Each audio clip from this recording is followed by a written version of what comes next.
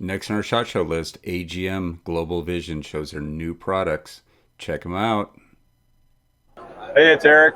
As you know, we are here at AGM Global, and we got Randy here who's going to talk about some of their new products here. Yeah. He'll go over them. It's not going to be in real detail, but he's going to talk to you about the important parts, and then we'll go from there.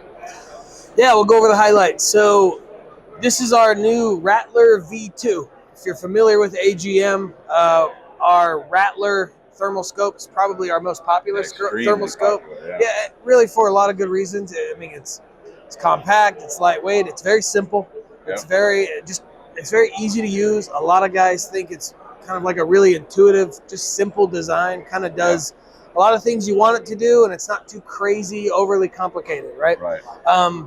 So it's been a very successful product for us, and we basically, in the version 2, this launched earlier this week, we just improved upon it in every way that we could, right? So starting on the outside with the Rattler V2, you've got a better updated, I'm having a hard time explaining this. It's just our focus knob, but it's the small things that matter. We added these 3 little, it's not knurling, but like notches, knobs, and maybe. You know what? Everybody out there appreciates these. You know why? Yeah. Because I'm not going and buying an aftermarket lever that I throw. Yeah, exactly. 3D printed that I have to slap on there and hope it doesn't slip off in the middle of column. Yep. And then we also changed the throw. So like the entire focus distance can be accomplished in, if you look at that, about a quarter turn. That's good. So like what that means for guys, especially if you've used thermal in the dark, it means finding and locating your focus knob and just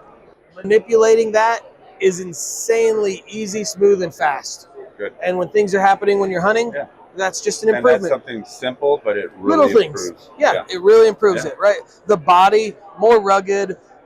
The button layout is very similar, but we did change it so that they're all distinct. We've got a bridge in between. The whole idea was when it's dark, we noticed with the Rattler V1s, with the directional pad on the version 1s, that sometimes, especially if you had gloved fingers, you could kind of have a hard time remembering which button your fingers were resting on. You know what I like So we about changed this? that. They also have, and it may not have been intentional, but they're all shaped a little bit different. That's absolutely intentional. Yeah. Yep. They all have you a can distinct. feel which ones are which. That's correct. So that's you can. Pretty cool. Yep. That's the whole idea behind that. Yep. Right. Talk a little bit more about the body. Obviously, we're still using the American Defense Manufacturing mount. We love them. They're great. QD mount, returns to 0. You can pop it on and off if you want. Use it as a monocular if you want, right? And then the previous versions were using 2 CR123s. Right. And we've changed the battery. Oh, that's spectacular. We changed it to a battery that was just going to give us a lot more output. And it's a camera style battery. It's a proprietary battery. Look at that. Some people said, why didn't you go with 18650s? And the reality is these were affordable. We're going to sell them on our website.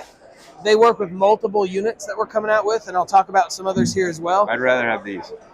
But I run a lot of camera equipment. It's a lot easier being able to grab a couple of those from your pocket and click around and figure out what's what. So the battery life went from about 4 to 5 hours to 9.5 to 11 hours on a single battery. Nice. So you really covered all night long. If it does die on you, just bring your backup, slap it in there, right? And then you just shut the door and you're good to go. So changing batteries is quick. There's not like a little screw that you're trying to like, off, everything's just which way improved. Does it go in? Yeah, the batteries, all that. So it just crams in there, close it, push it shut, and you're ready to go. Awesome. Internally speaking, they are now sub 20 millikelvin. Okay. For the thermal nerds out there, that's the sensor's ability to, I guess, detect smaller temperature variations. So what that equates to is more detail. So you're going to see more blades of grass, more leaves, you get a more detailed image. And if you compared it side by side with our V1, you would notice a much better image quality just across the board in our Rattler V2. And more detail is always best, especially when you want to, place your shot properly and all that. You're not just shooting at a big glow. Yep. We also updated the user interface, make it more simple to use and easy to navigate. And that's basically it. There's a lot more other little technical things we could go into. I mean, you still have the power cord. You can still connect to your app. It does all the Wi-Fi. It does all the same things that a lot of popular thermal scopes and that our other stuff did. But those are the highlights. Okay, so 2 questions on this one real quick, and I Yeah. don't want to put you on the spot. Sure, fine. Number one, what's the approximate price point? Good question. Good question. So we have 6 models that we launched. So you can pick up a Rattler V2 in our 256 resolution options in a 19 or 25 millimeter. Approximately right under $1,000 retail for a Rattler. I'll tell you, you know, I'm on all the Facebook groups and everything. I know. Yeah. But yes, I'm on there and stuff like that. The number one thermal that I see anybody talking about recommending when someone says, "What should I get? I'm on a budget," is a Rattler. Yeah, Rattler's great. Yeah, it's kind of the considered apex. like the thing to do. Yeah, right yeah. now. I mean, I like to describe it. It's the perfect kind of crossroads between like quality, up-to-date technology, and capability at a really good value, a really good price point. For that reason, it's been really popular. Good. So, second question is, when do you think these are going to be hitting the market? They have hit the market. These are available now. I'll talk about these products. These are coming soon. These are coming soon. Yep, but these are available now. Awesome. Shipping now. So those are launched. So talk to your dealers. I'll talk about this one. This is our Clarion. For all intensive purposes, this is everything I just said about the Rattler V2. Yep. In all a the different buttons, body. everything like that. Yeah, the buttons. It even takes the same battery, the Same sensors. I mean, everything's the same. The difference is we have 2 models, your 384 and your 640. Okay. Now, a primary difference, and it's quite a big one, is you'll notice up here there's a 25 and a 50 because there are 2 lenses inside this guy. Ah, okay. So what that means is I can switch between a 25 millimeter objective lens and go to a 50 millimeter objective Nice. lens. And what that equates to, if you understand the physics and how thermal sensors work and how base magnification is affected, Yes. when you change that lens, it affects your base magnification. So this is a dual base mag system. So in other words, That's I can have a nice. 25 millimeter optic, which would have a wider field of view, right? And I would be less zoomed in. And then if I want a larger base mag and a more narrow field of view, I can swap to my 50 millimeter. And that's nice because. And that'll give me a base mag from about 2 to 4.5 power. So that basically allows you to zoom without losing image quality. Right. Of That's course, nice. you can still hit the zoom button and digitally Right. zoom beyond that But point. no, I mean, most of us shoot at base mag because we want the highest quality video that Yeah, we can and get. the thinking behind this, there's a lot of guys that, I mean, for the most part, when you're talking about thermal optics, you're talking about hog hunters and coyote hunters. Yep. For the most part. And depending on where you live and what your conditions are, I might steer a guy here or here. Some optics have a really shallow base mag, Right. really low base mag, because they want, if you're sneaking up on a group of hogs and you're often getting 30 that yards makes away, you don't want to pull up on a scope and be 4 power, right? Because you'll take Right. a shot and and they'll run, right? And they're hard to follow if you're really Yeah. zoomed in. So we would push those guys towards our other Rattlers that had a 1.5, maybe a 1.7, base mag. Whereas when you're coyote hunting, Right. you're calling them in far, and you Yep. want to start more zoomed in because you get better image Yeah. quality that way. So because of those reasons, we kind of developed this to give you the best of both worlds. If you need that up close range, you have it. If you want to be able to kind of punch more in, you can do that as well. Cool. That's our Clarion.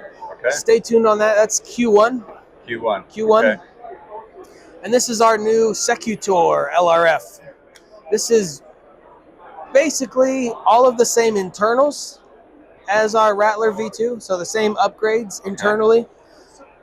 Main difference being it's an LRF and a completely different form factor. So you've got a laser range finder on the side.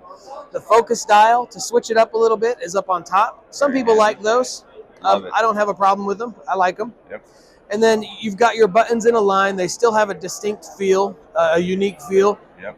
One major difference between this, though, is rather than using the same battery, we went with 4 CR123s on this. Okay. And that was because in the development process of this, especially with all of the military conflicts, we got special interest from some guys that wanted something where compatibility with very common batteries in Right. electro-optics was a primary Yeah, need. that's necessary. Yeah, so for guys that are running a lot of that stuff, CR123s are common.